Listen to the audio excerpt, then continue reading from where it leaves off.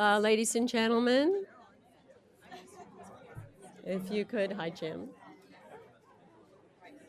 take your seats.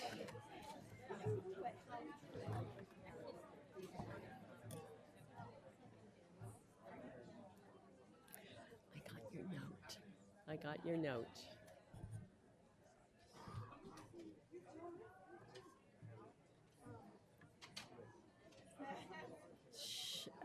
Are there a lot of people out there? I hear a lot of noise. Should I wait?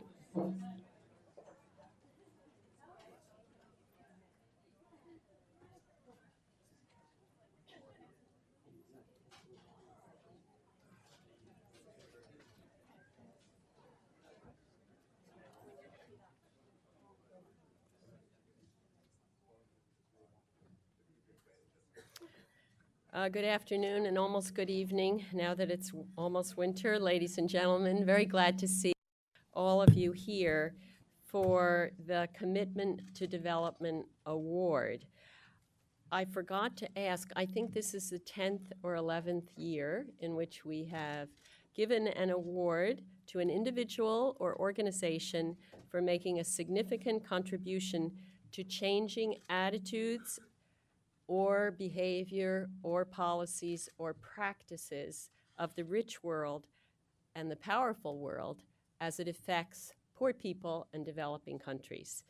So this is one of our signature awards or ideas in the sense that it captures for us a lot of what the mission of the Center for Global Development is about, which is focusing on the rich world and how we in the rich world can do better by people in the developing world. And by the rich world, we mean obviously the US and other advanced economies, but we also mean the multinational corporations. We mean the World Bank and the IMF and the United Nations. So we have a big agenda. And this award captures for us an opportunity to focus and share with our community the accomplishments of a group or a person who has really made a difference in the way the rich world thinks and does.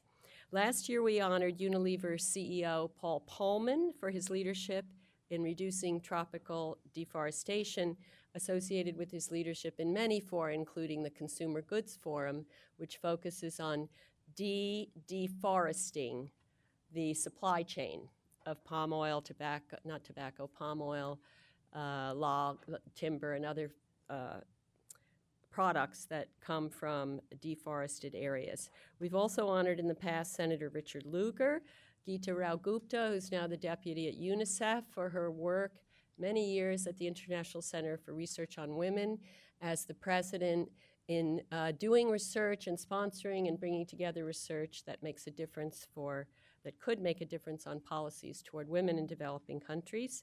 The One campaign, Oxfam, almost 10 years ago now, for their Make Trade Fair campaign, and Publish What You Pay.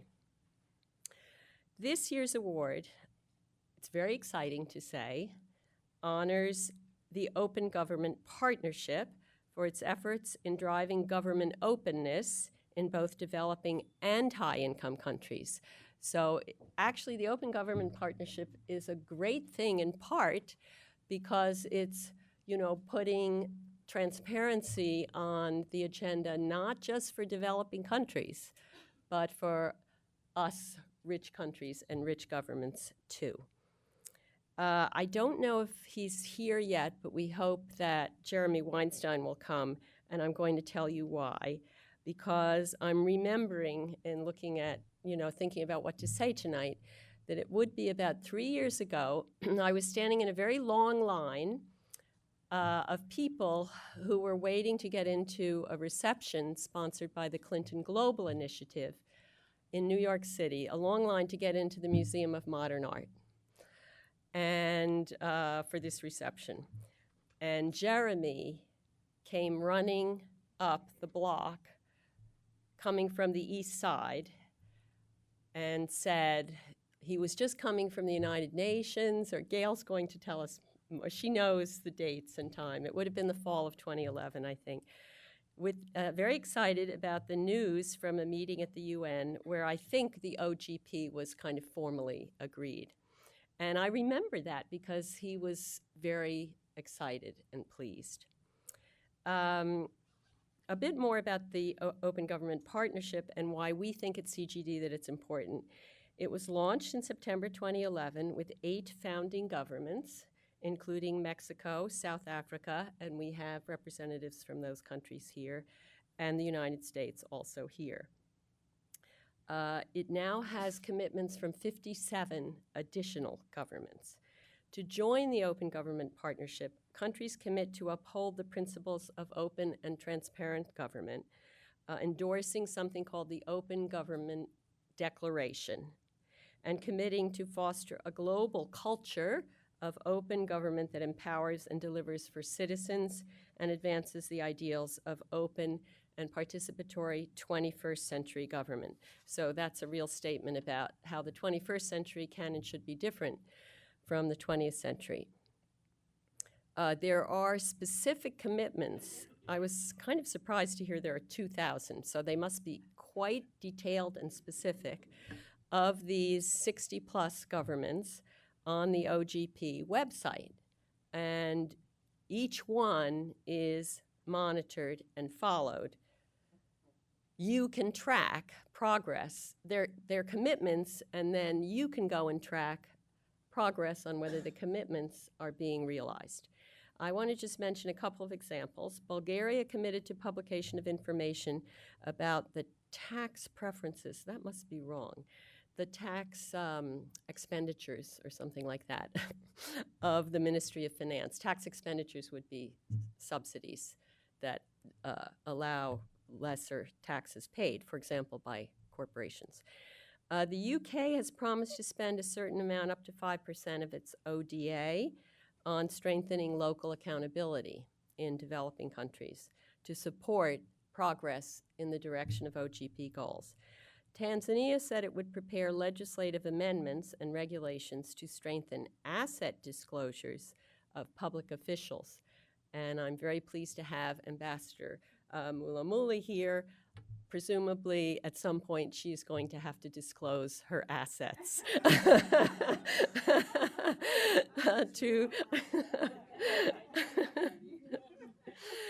And we're pleased to have this opportunity to give this kind of award because we think we've been very good ourselves in promoting the idea of transparency and improved data and analysis for decision-making by governments. We were at CGD an early supporter of IATI, the International Aid Transparency Initiative. Owen Barter, who heads our program in Europe, follows that with keen energy. I'm very proud of work I've done with a colleague at Brookings that quantifies indicators of the quality of aid as well as the amount of aid. David Wheeler, a senior fellow here, developed something called Forma and Karma, which provide real-time data on deforestation across the world. You can go to our website and see that in action, and on major power emitters, power plants in this Karma, carbon monitoring for action. And of course, we have the commitment to develop an index, which was the beginning of our effort to rank the rich world countries on the various approaches they take, trade, migration, climate, investment, technology sharing, et cetera, that matter for the poor world. And next week in London, we will launch Charles Kenny's CGD Working Group report, Publishing Government Contracts, Addressing Concerns and Easing Implementation. That's a call for governments to publish what they buy in the form of their procurement contracts.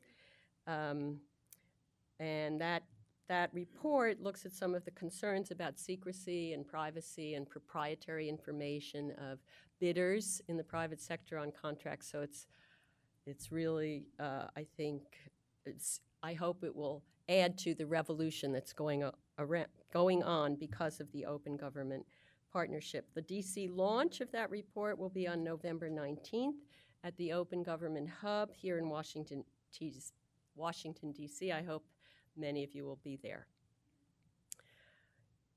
So there's more here. Online procurement portal in Jordan, Guatemala, Lithuania, development of national laws promoting transparency in the procurement process in Mongolia and in the Dominican Republic. So this idea has started a sort of slow-moving revolution in the direction that I think will make everybody better off.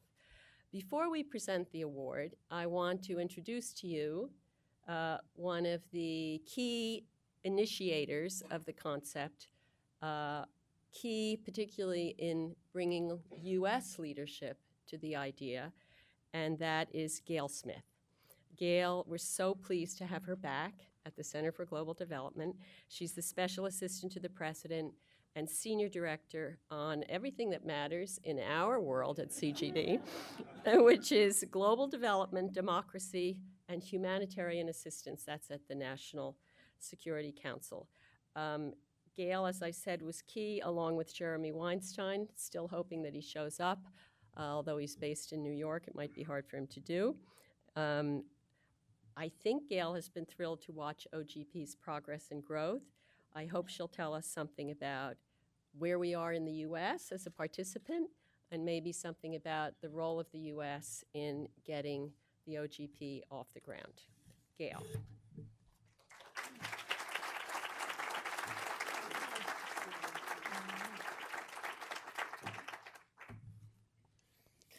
So how many times has CGD moved since we launched OGP?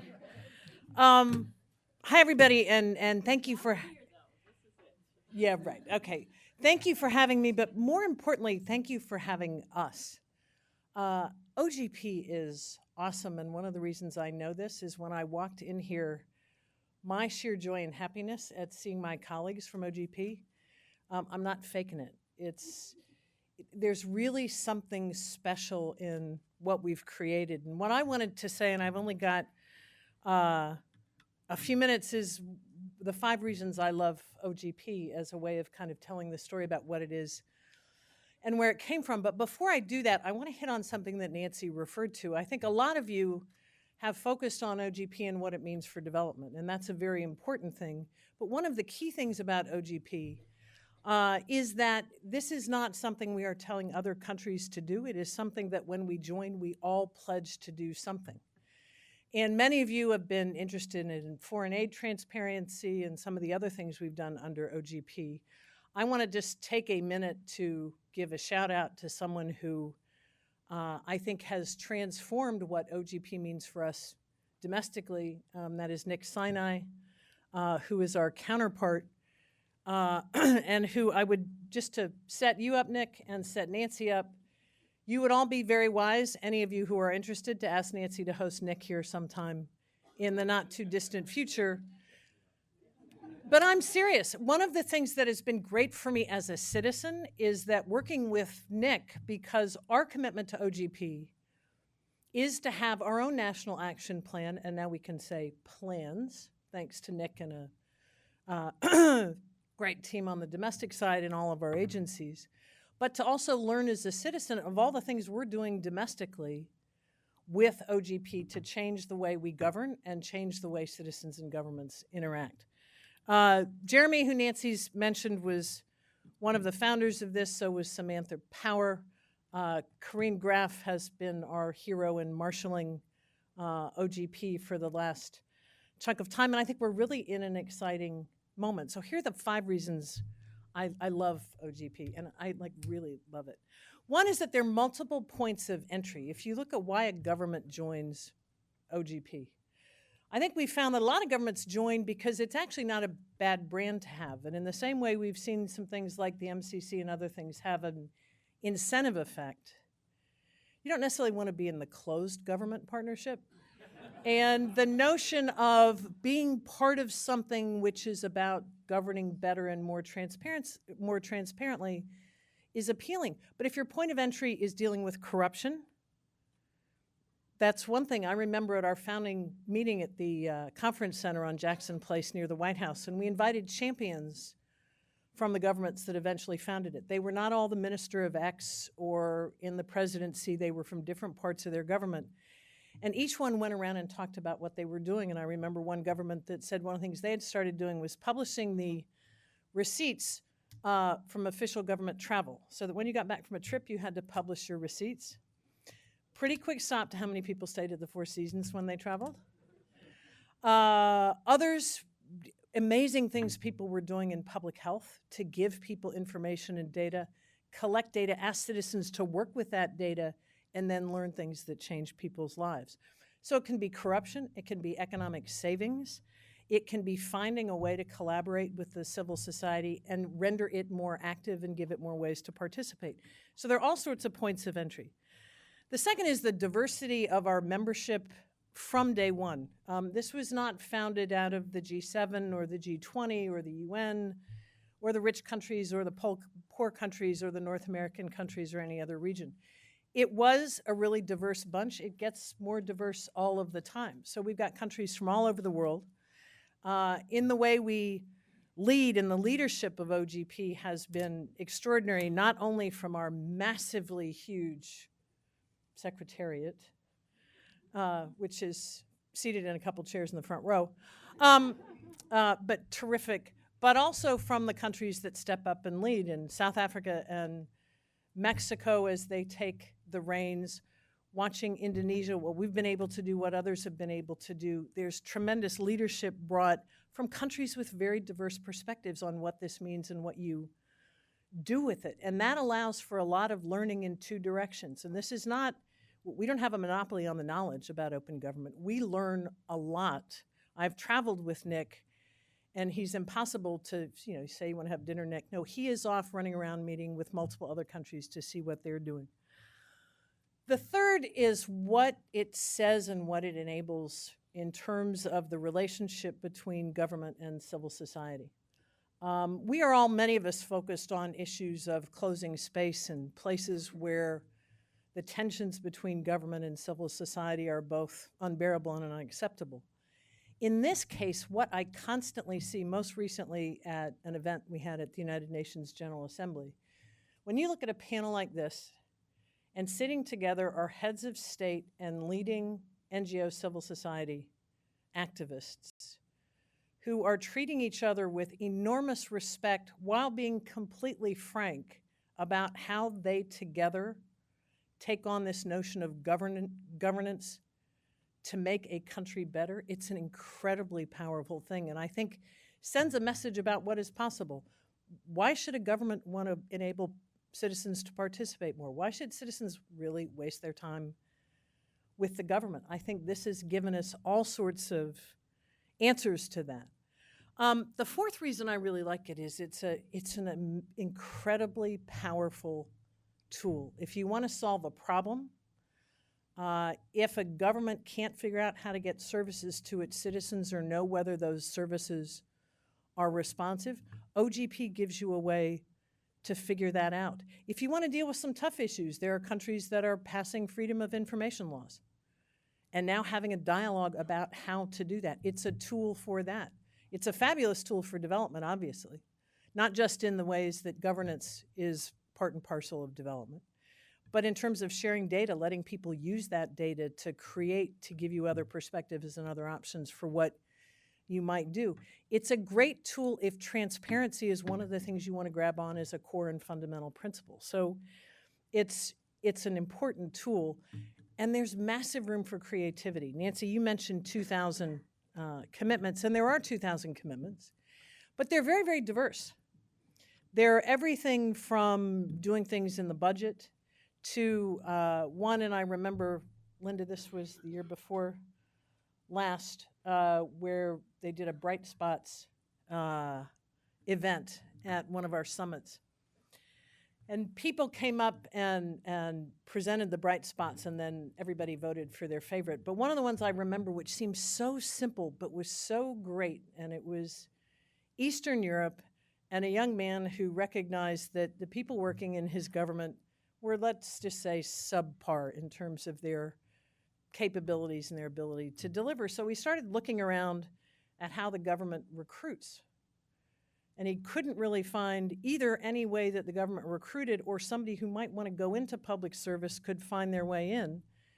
So we started running around and finding what all the jobs were and all the availability was, and he built a website to render public service more competitive and attract people into public service and develop a better talent pool for service in his government. Now, as he said, he was thwarted completely because he did so well that the Prime Minister, I believe, asked him to join the Prime Minister's office and help him. So as he said, he went to the other side. But it was just a very, very small thing of sitting with the government saying, give me information, I will build something that will make you better and make our lives better. And there are examples like that from all over the world. I think the challenge to us going forward is thinking through how do we make sure OGP is sustained over time.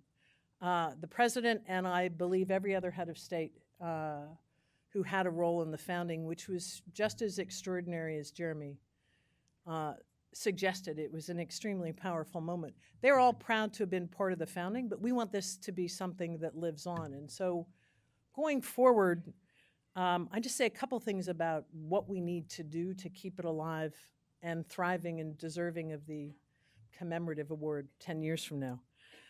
One is that we've got to continue to lead by example. I think this is important for every member of OGP, but particularly its founders. I think we find that when we're in leadership positions, our colleagues will find there's going to be a look at what is OGP doing to show that we are committed. So you don't stop. You don't do a national action plan, say we check that box, thank you very much, we're in. Nick and his team are constantly iterating the next version of our plan for what more we're going to do. So we got to continue leading by example. It also takes political leadership. I think we've found that where it's been the most successful, there are political champions of some high level. It's not always the same person in every government. We have governments where the champion has been the equivalent of the OMB director, or the head of state, or the Minister of Information, or the Minister of Development. It doesn't have to be the same person, but it does need that political leadership. And finally, I think it takes a constant commitment to reform, not just advocating reform by others, but reforming ourselves. And we see this again all the time, and I'd like to end with one example that I find particularly poignant but hopeful, which is, I think it was 2.5 years ago now when President Obama had a meeting with 4 democratically elected African leaders. And one of the things he raised with them is y'all really ought to look at OGP. This is a fantastic tool.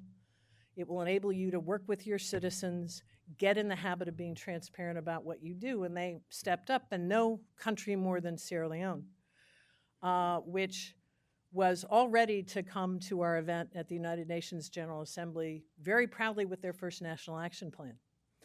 And with whom during our Africa Leaders Summit this summer, Nick and his team spent a day with the team from Sierra Leone working on their plan. Now, I think we all know what happened and why President Koroma was not at the UN General Assembly.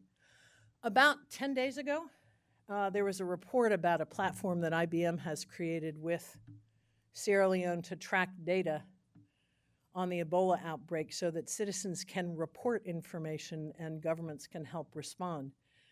The spokesperson in the government of Sierra Leone was their open government lead staffer, who said this is about making sure our citizens have the information they need and our government knows what our citizens need. So even in times of hardship that is beyond our wildest imagination, it's a tool, it's a culture, and that's a country that just started a couple of years ago, has done its first NAP, but has already internalized this notion of this is a way to govern that will better all of us. So that's why I love it. And Nancy, thank you. Thank you even more so, if I may, Nancy, to all of my colleagues from OGP, from governments, from civil society. They are awesome, all of them.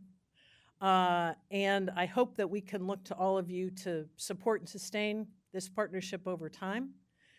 And also, as I say, for those of you who really want to understand this in depth, grab that Nick Sinai.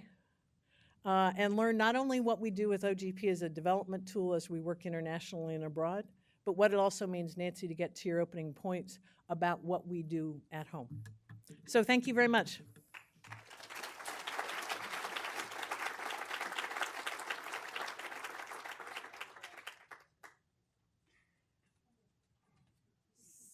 Now we come to the fun part. If I could invite those of you who will be joining us here to come up and take your seats. And I think that in line with Gail's point about this is often a really open and frank relationship between civil society and government, I will be formally, everybody should come up. Maybe we don't have a good plan. Stand up for a minute. There should be an award somewhere. Oh, this is the award. Okay. And if Ambassador Mora Medina and Sunita could join me for one picture, and then we'll add more pictures for a minute. I am giving you the award, so. So we need to take it.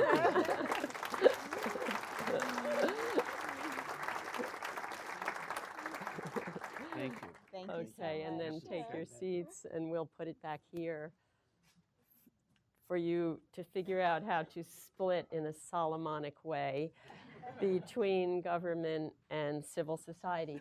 Now, we're going to have some remarks. I'm going to sit down. We'll have remarks from Linda Frey first, as the Executive Director of OGP, and then from Sunita is it Kamal?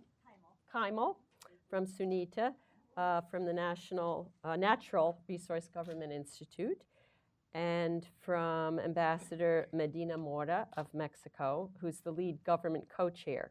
So we have the lead government co-chair, the lead civil society co-chair, and the executive director. And then we're very fortunate to have Minister Ayanda Delodo of South Africa, who is the support government co-chair, and to have Alejandro Gonzalez Areola, who's the support civil society co-chair, to answer questions that I think you should start thinking about as they talk. So could we start with Linda? Pardon me? We're going to start with the video. Oh, excuse me. First, we have a video. So we all get to watch a video. OGP produces really cool. Okay.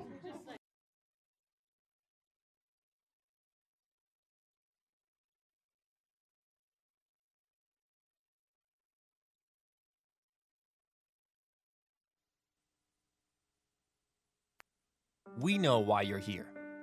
You want your government to serve people better, to get more things done more quickly, to eliminate corruption and waste, to listen and respond.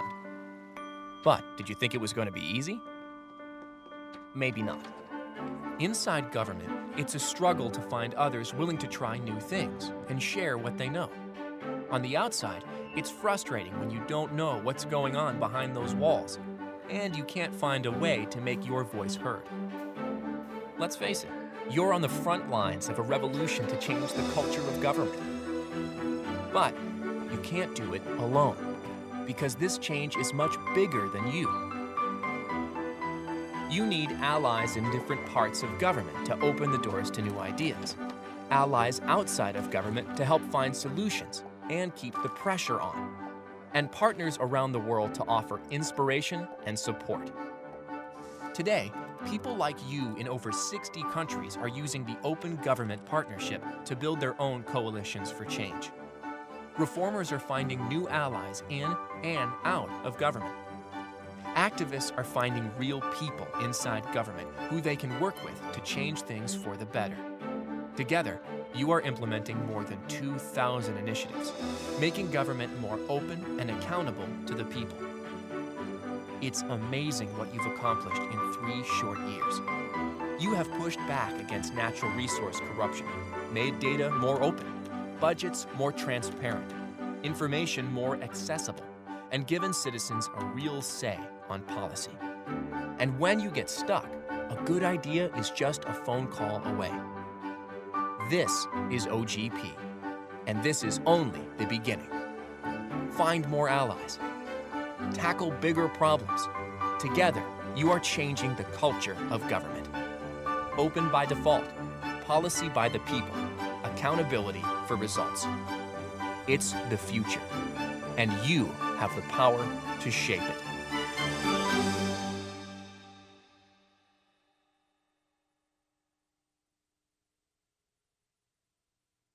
family doesn't know, but I mentioned him earlier, so would you give a stand up and we'll clap for you too.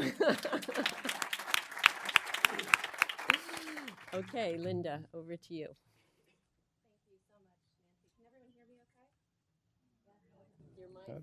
It's right here.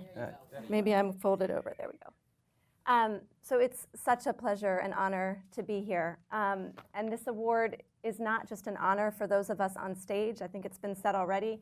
It's really honoring the original visionary founders of OGP, but perhaps most importantly, it's honoring the thousands of reformers from 65 countries around the world who are using OGP to get things done in the way that you just saw in the video. So given all that, I've decided to use my precious few minutes with this very influential group to actually make the case that if you're not already involved in OGP, you should be. Because the more people who get involved in this initiative, the more powerful it will be. And I want to start in a little bit of the way that Gail did, so apologies if I repeat her, but she's brilliant, so I often will do that. But I'm going to start by sharing 3 observations that give me a lot of optimism from where I sit within the Secretariat about the path that we're on. First, as has been said, I think OGP really represents a new approach to multilateralism. So it's not a traditional development initiative, nor is it an exclusive club of top performers, but it brings together countries in a genuine race to the top. So every country, regardless of its size or stature, plays by the same rules and is subject to the same independent reporting on their progress. And in the past 3 years, this means that a really diverse group of countries have come together and have also stepped up to lead OGP, and you can see that on the stage here. And these governments that have stepped up to lead are working in close partnership with their civil society counterparts, and that's been mentioned, but it really is, witnessing it from the inside, it is very unique. Second, OGP is not a diplomatic talk shop. We were described that way once, and it still stings. I still talk about it all the time. And the reason for that is that on the government side, OGP leads are generally the domestic ministries that are charged with implementing these open government initiatives. And on the civil society side, the participants are actually involved in the OGP process in their own countries. So when we come together in OGP meetings and events, we're not talking about what government should be doing or what government could be doing. We're talking about what governments are actually doing today in real time or what they're not doing. And we're talking about how they're doing it. So again, Gail alluded to some of this, but this means that the UK is comparing notes with Mexico on how they're implementing open data standards, and Brazil is sharing experiences with Tanzania on how they implemented their access to information legislation. And Sierra Leone is asking the US and Ghana and other countries how they went about organizing the consultation with civil society on OGP. So there's real, the word peer exchange always rubs me the wrong way, but it actually is happening in a very concrete way in OGP, and I think this is really remarkable. Third, and again, this has been mentioned, but when the senior-most political leaders of a country voice a strong commitment to OGP and to open government principles publicly on a global stage, as they just did in New York, 10 heads of state were there, including the presidents of Mexico and South Africa and the US. When that happens, we've seen how it trickles down to effects on the ground. So at last year's OGP summit in London, President Kikwete of Tanzania committed that his country would pass freedom of information legislation within the year. And Prime Minister David Cameron committed that his government would create a publicly accessible database on who ultimately owns and controls companies, so the beneficial ownership issue. Now, of course, civil society organizations in both of those countries had been tirelessly advocating for those reforms for years. But OGP helped provide that well-timed nudge as well as a global platform for those political leaders to act. And that, again, gives me great optimism. I think these 3 dynamics that I just described, as well as the points that Gail raised, have given us the momentum that brings us to this stage tonight. I think this approach has really struck a chord, but we're just beginning to deliver on its potential. And I think, no one ever thought this was going to be easy. Certainly don't think Jeremy or Gail did in those early days. And I think no one ever thought that progress would be linear, and we have to keep reminding ourselves of that. With such a large group of countries, not every participating country in every moment will be taking this process seriously. In some, there are questions about whether civil society has a real seat at the table. In others, there's a concern that the OGP action plan may only be addressing the low-hanging fruit and not the difficult political challenges. So I would argue that the key challenge over the next 2 years for us, all of us, is to persistently push for more ambitious OGP commitments that tackle challenging issues that citizens care about. That's what's going to keep this alive. Those issues include budget transparency, open contracting, fighting corruption. There are many issues that citizens care about, but that's what's so important. And there are so many great examples already of countries tackling these politically difficult issues. Georgia and Chile have pursued lobbying and political financing reform to strengthen elections. The Philippines is opening space for citizens to monitor public works and service delivery through social audits. And Peru and Liberia are releasing public procurement data on public websites. And those are just a few. So these countries are setting a really high bar, but many more must do the same. And that's where you come in. So I want to just throw out a couple of ideas about how you can help. But we need to finish, so I will be very quick. And come find us afterward to talk about these. If you're part of a global NGO, look at the recent pledges by Transparency International and Oxfam International and make a pledge of your own to mobilize local civil society partners to engage in OGP. If you're an analyst, do some research, as I know folks here are doing. Take a look at the IRM data, the IRM reports, and help us get a public debate going on what is or isn't happening via the OGP platform. And if you're part of a multilateral, bilateral aid agency, find a way to contribute, either by supporting the work of the Secretariat, as many of you are doing, or by providing on-the-ground technical support to actually support the implementation of OGP commitments. And as I said at the beginning, this award honors the reformers around the world who are using OGP to make government work better for people. This will not happen overnight, and it will not happen through OGP alone. But I can't emphasize enough that the more people who use this platform, the more leverage we will have to change the culture of government. And we really look forward to your support and your ideas to make that happen. Thank you. Thank you, Linda. You can hear passionate leadership at the top. That's great on the culture, changing the culture. Sunita? Thank you so much, and I hope you all enjoyed the video. As you may be aware, our next award will likely be from the Academy as a result. So when I first heard that the Open Government Partnership was to receive this award, I had sort of 3 immediate reactions, emotional reactions right away. The first one was one of course, tremendous pride. There was a great experiment in many ways through the leadership of many at this table and around the world that said, we have a hunch that there's a critical mass of reformers that we can really motivate and drive a new agenda of openness. And I think 3 years on, we are proving that that's right.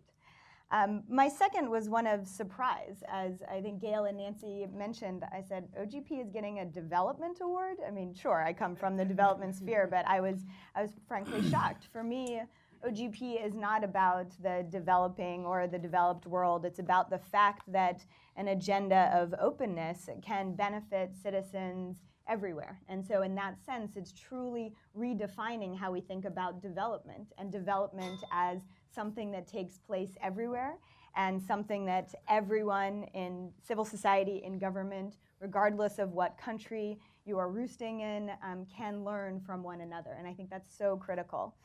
And my last reaction was one of parental concern almost. I mean, we're only 3. I was like, we run the risk of being a child star who sort of burns out in those early days, and then you find sort of homeless on the street 15 years from now. I don't want that to happen to OGP.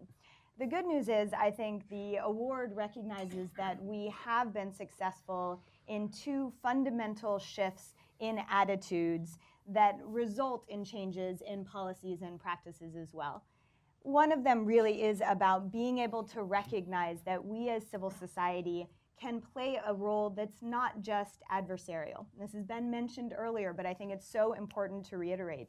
Civil society has a role as a co-creator of policy, and that we bring technical expertise and networks and enthusiasm and willingness to engage. It's a learning process for us. We're not always used to having a seat at the table, but for those of us who are taking up those seats, we're really seeing a difference in the way that we are being perceived as civil society and the opportunities that we have to advance citizen priorities. That said, it's not easy. It's not easy to don the hat of wanting to be a collaborator as well as being unafraid to then hold government's feet to the fire, and oftentimes in the same space of a day. So we do need to take this role very seriously, but the shift in attitude and recognition that civil society can play these multiple roles is really critical. Now, the fact that we are very young also means that we still have a lot of work to do. And so this change in attitude, this willingness to see civil society as really being a true partner isn't occurring everywhere. And I think we all know that. It's in a minority of countries, yes, where we are seeing the closing of civic space, but it does threaten the broader ambition of the partnership. It's critically important that we continue to ensure that civil society has a seat at the table in all these different countries so that we are tipping the balance and creating this new norm where we don't talk about civic space. It's just the way that we do business and the way that we engage in governance. And I think that is our ultimate aim. The second shift in attitudes is recognizing that the open government agenda is not one in which it's a zero-sum game or one in which we operate most effectively in silos. Look, I have my own agenda. I come from the Natural Resource Governance Institute. Of course, I care about transparency and accountability in the extractives. But when engaging in the open government partnership, what you realize is that by linking up to other civil society organizations, other governments on a broader umbrella agenda of open government, we learn so much more from each other about the strategies and innovations, what is working and what we can do better. And it enables us to also leverage the lessons of other multi-stakeholder initiatives, whether they are EITI or the International Aid Transparency Initiative. And we have the power to use the momentum of these other initiatives to carry forward the openness agenda even further. Again, we have work to do. I would love to say that we are operating in a very coherent way across these silos. We're not, but we recognize that it is what we need to do to be more effective, and we are starting down that path. So at the end of the day, I hope that we do receive this word 10 years from now as well, and we can say, look, we've been rich in knowledge and rich in networks. We are absolutely powerful in our performance of OGP, and we are redefining the development agenda and the openness agenda all around the world. Thank you. Thank you. I like your point about only 3 years old. I think it reminds me that we like it when we can find an awardee who's already magnificent, but whose potential to reach higher levels of magnificence is given a little boost, because the award provides an opportunity for a bit more visibility in a somewhat larger community. So, lovely point. Okay, Ambassador Medina Mora. Thank you. Is this working? It'll work when you start talking, Okay. I think. Well, muy buenas tardes a todos. Thank you very much. First of all, I would like to thank the Center for Global Development for hosting this event and for recognizing global leaders and initiatives that have made positive contributions to our nations. For me, and although this is not a diplomatic talk show, and I am a diplomat. I'm sorry. It's a great honor to stand here joining Sunita Kaimal, our co-chair from the civil society, before all of you as representative of Mexico, the government chair of the Open Government Partnership, an initiative that has changed the relationship between governments and their citizens. Mexico receives this award on behalf of the 65 government and civil society leaders that are part of this partnership, and I recognize all of them for their hard work on making OGP one of the most promising partnerships in the world. Today, we live in a time where the free flow of information has translated into higher expectations from our people. There is a current demand for more transparent and accountable governments. There is also a need to promote civic participation and innovation, and there is an imminent obligation to implement public policies that foster inclusive growth. In order to fulfill these expectations, 3 years ago, 8 governments, including us, decided to partner with several civil society organizations and created the Open Government Partnership. What at the time might have seemed just like one more high-level political commitment became an effective space where heads of state and government officials interact with members of civil society in a horizontal and democratic platform that has made governments more transparent and accountable through policies that encourage social inclusion and economic growth. Today, just 3 years later, OGP has achieved sustainable accomplishments. It has acquired global and local relevance. Membership has increased from 8 to 65 countries, and participation has gone from heads of state to the inclusion of municipalities and local stakeholders that help in the creation of action plans, revealing the partnership depth and importance. Moreover, there are currently more than 2,000 open government commitments, averaging more than 20 per action plan, and more than 50% have been completed so far. Furthermore, 35% of the current commitments have had a transformative impact. But beyond action plans, the principles of open government have become the best vehicle for the implementation of policies that promote social inclusion and economic growth. Therefore, as lead chairs, we are working on the implementation of 3 main lines of action. First, we wish to strengthen the role of OGP can play in helping countries take the principles of open government to practice through the use of functional tools that encourage inclusive development. Second, we understand the need to consolidate the concept of open government by strengthening the partnership between civil society and governments based on mutual trust. This award today is a great example of how this concept is beginning to be acknowledged by important communities that care about development, such as this room. Finally, we need to create a true platform of cooperation and exchange of best practices between all countries that are part of this initiative. Despite the impressive growth of OGP in 3 years, it is time to deepen the impact of its principles through the adoption of mechanisms that transform governments in the national and subnational levels. To add on this, as chairs, we will work on the implementation of open parliament, open judiciary, and open cities initiatives.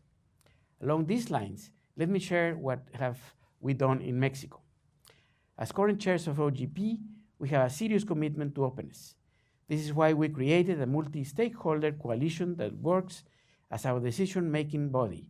It is called the Tripartite Technical Secretariat, and it's composed by 8 civil society organizations, the Federal Institute for Access to Public Information and Data Protection, the IFAI, and the federal government, represented by the President's Office. Within this body, we formulated our action plan, and we have made sure that our vision as lead chairs is fulfilled. This is a practice that we wish to share with all the membership. Also, we have created an innovative, open, and transparent way to monitor the 26 commitments from our 2013-2015 action plan. We developed a public dashboard that lists all the commitments, the names and contact information of the government officials responsible for their implementation, and each of the activities that have to be performed in order to complete them. Each activity has a date of completion and a color code that determines its current status. And when it is completed, it has a verification method in which an attachment to the activity has to be added. Finally, there is a space in which anyone can comment. Through this tool, we are making sure that through the 4 principles of open government, transparency, accountability, civic participation, and innovation, we complete our 26 commitments that are based on 5 objectives: a government-centered citizenship, an open and participatory budget, open data for development, social empowerment, and governance of natural resources. Dear friends, the Open Government Partnership has become a crucial mechanism for good governance and economic growth, not just by making governments more transparent and accountable, but by forcing all of us to implement public policies that focus on the actual needs of our citizens. The best way to solve our current challenges is by understanding what they are. And the best way to understand what they are is through open government. Therefore, we should continue to take advantage of the important work performed by OGP in order to create more accountable and transparent governments that promote more involved and prosperous societies. Once again, on behalf of all the member countries, muchas gracias. Gracias a usted.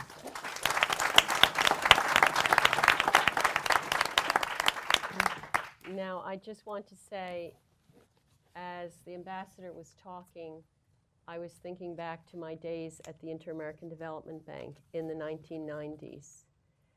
And the change in the approach on interaction with civil society and openness for all of Latin America, led, I think, very largely by Mexico, is extraordinary. And I think we could say the same about the role that South Africa has taken since the 90s, since democracy came to South Africa in the real sense in the 90s. So now we have a few minutes, not very much time, for those of you to ask questions. And I think it might be good if we could have a very short word from the two other people here. Minister, I forget how you say it, Delodo, Ayan, and from Ayan, from Alejandro. Just a simple example of something very concrete, that a commitment that has been made that is now being worked on, if you can, from Mexico and from South Africa. Or say something else, if that doesn't pop up into your mind. Thank you very much. Please. Should I start? Go ahead, go ahead. It'll come on. I'm It'll not come. tech savvy. Okay, Yeah. there it goes. I think, as Gail said, this is a very exciting initiative. And some few years back, 3 years ago to be exact, people who would be filling this room would have been Samantha Power and her people. It would have been Minister Hajj and his people, rather than, a large group of people that really are not part of the initiative necessarily, but see issues of transparency, accountability, and good governance of governments across the world as the right thing to do. And for us, it's been the same thing in South Africa. And I think in quite a number of countries, you will find that even within cabinets in our countries, there will be a group of those that do not necessarily believe in this initiative. But if the head of state and the focal point pushes these matters through cabinet, pushes them through whatever other bodies, creates a relationship with civil society organizations, what you tend to see is a change in relationship, but also a change in the way that government does things. For instance, in our case, we've just unveiled the National Development Plan. We're now placing the OGP at the center of the National Development Plan, which is Vision 2030. Now, that would involve ensuring that you bring on board as many of the youth organizations that we have in our country, because what we speak of when we talk about a National Development Plan is a future that we hold in trust for generations to come, and that becomes our responsibility. So the OGP really becomes a catalyst for that kind of change in terms of how government does things, but also bringing on partners that would be able to assist in ensuring that the vision is realized. Thank you.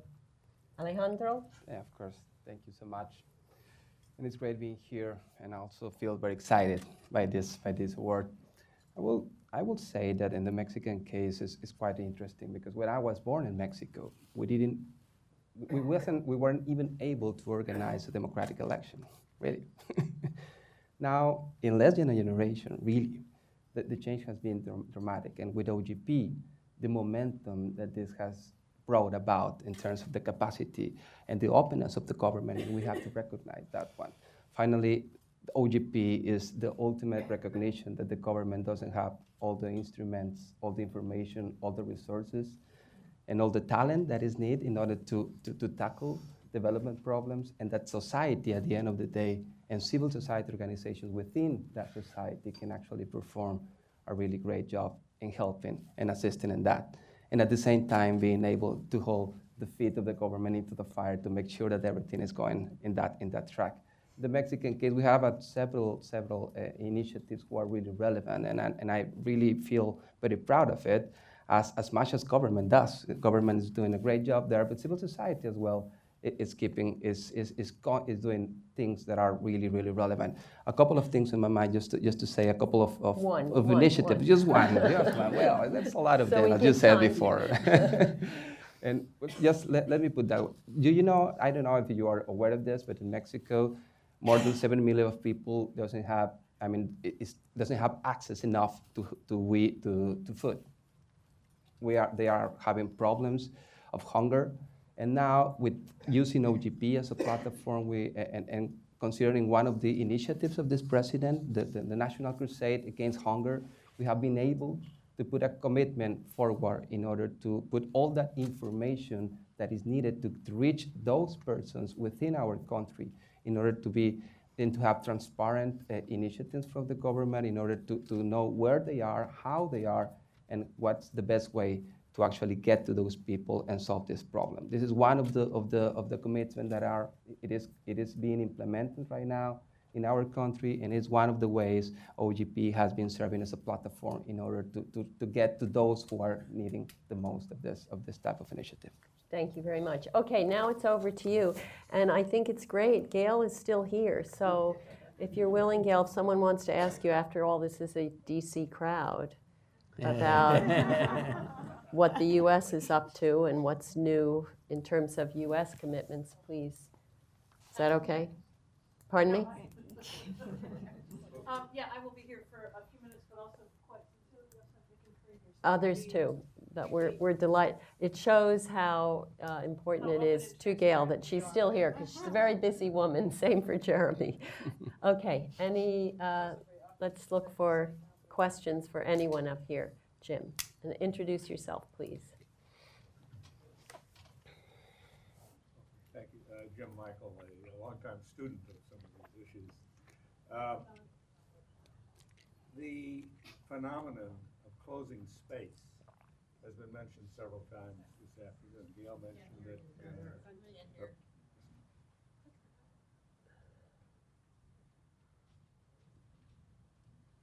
It's a nice. Yeah, there's another one coming up. There's to the another rescue. one. It says mute off. Thank you, Jen. Is this better? Yes. Okay, thank you. The phenomenon of closing space has been mentioned several times. Gail mentioned it, Sarita mentioned it. I was asking Ambassador Mulamula about it before we began the proceedings. And I wonder, it's sort of the elephant in the room. It's the very antithesis of what the partnership is about.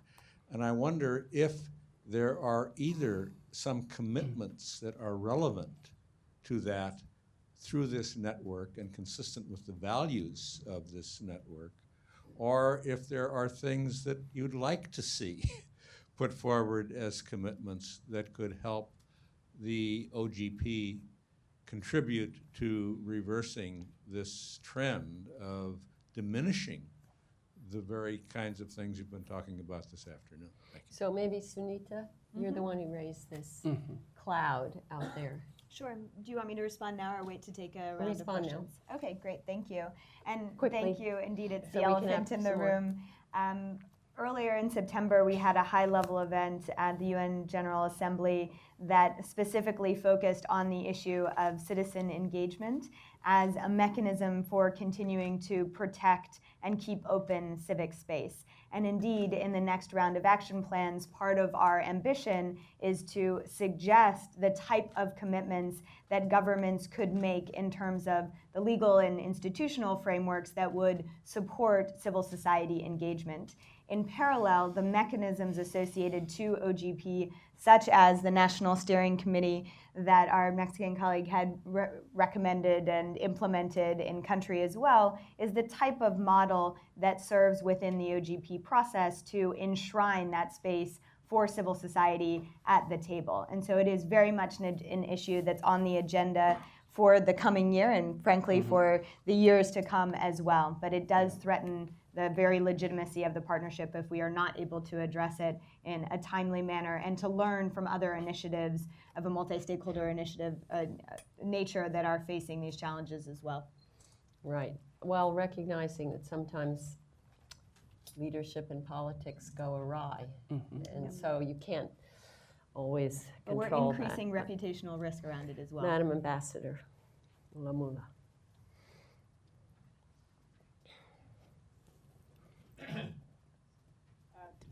Can you hear me? Oh. Yes. Thank you very much. I must say I'm one of the allies of the open government. I never miss the opportunity to hear more of how much you have done.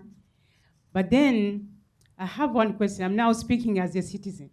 Excellent.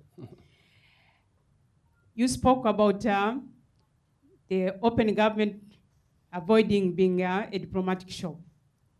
But that's what I see the trend. There's so many meetings. Like I've been in Washington. Every time there is a meeting, I was in New York. I followed it. I followed it during the summit. Here I am. And then those who are supposed to implement, to hear them, they're all over the world about this open government. But internally, I must say even in Tanzania, very few people really understand what this initiative is all about, beyond the president's office, beyond some of the civil society activists. Because I was saying, this was not meant to be external partnership. We have partnerships externally, but we need to build internal partnership, really partnerships. So this is, I put it as a challenge because I see there is, again, you are going to fall into this multilateral kind of system. It's meetings, summits, high level, but the ordinary citizen, how does that relate to this initiative? Thank you. Okay, I think we need to, I'm sure Linda will put that in her, heart and brain and worry about it. And let's take one more short question. Let me go back there, if I may. Very short, because I think we're quite delayed in getting to our reception. And you've all been very polite about that. Ian Gary from Oxfam, and congratulations on the award and all the work that's happened so far. My question is for the representatives from Mexico and South Africa, and if you could explain briefly how you see the OGP helping you to improve your management of extractive industries, whether it's mining in South Africa or oil in Mexico. Just give us a concrete sense of how that's working in that sector. That would be great. Great. Thank you very much. Well, first of all, OGP has allowed us to actually look very closely at other experiences. You don't have to invent anything, but you can share and learn from other people and other countries' experiences in terms of actually addressing problems that are very much present in your process. And I have to say also that this is a bottom-up process, that it is actually not a gracious concession from the government. It is a clear demand from civil society to actually get more effective government action. And transparency, accountability is a key component of that. To reduce the discretionary power of public officers in the decision-making and public policy shaping increases the ability to be more effective, reduces the margin of error, and error comes from bad faith corruption or from good faith lack of skills. And when you look at other processes, you learn and then you implement. You see that those are very valuable experiences and you can adapt them to your own environment. Yeah, it's beyond the sexy announcements to getting down to getting it done, nitty-gritty. Minister. I think just to try and answer Ambassador's question, in our case in South Africa, what we've done is I was pleasantly surprised about 2 weeks ago when I went out and spoke to people on the community radio stations. I shied away from your commercial radio stations because those have the widest reach and footprint in the country. And I was pleasantly surprised at how many people understand what the OGP is about and what it is that they want to do to assist in that regard. So I think what we need to do as countries really is to reach out as much as we can to people. We've got about 3,600 community development workers whose responsibility is, amongst others, to deal with issues relating to the implementation of the country action plan and disseminating information on what the OGP is about and how citizens can participate. Excellent. I have one plea. Gail left, but I mentioned a working group report of ours that's about to come out called Publish What You Buy. Those of you who work in civil society and other organizations focused on the US government, I encourage you to translate the ideas in that report into requests through the OGP to the US government to follow several other governments, Charles, Colombia, a couple of UK, who have made commitments on publishing what they buy. Okay, with that, congratulations again. Thank you all for coming. Please join us for a reception.